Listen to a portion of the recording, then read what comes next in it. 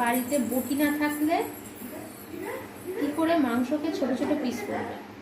আমি যে চাউমিন রান্না করব তার জন্য মাংসকে ছোট ছোট পিস করতে হবে, যেটা দোকান থেকে করে দেয়নি। দোকান থেকে এরকম বড় একটা পিস দিয়ে দিয়েছে। এবার এটাকে আমি এই ছুরি দিয়ে চেষ্টা করেছিলাম, হয়নি। কিন্তু এবার কী করে করবো, এইভাবে কি সুন্দর পিস হচ্ছে, দেখেছো?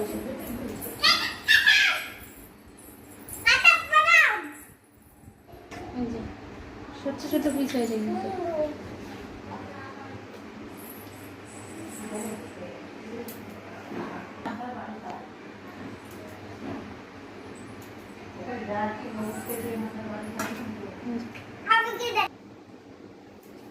কি করছো অর্জুন তুমি?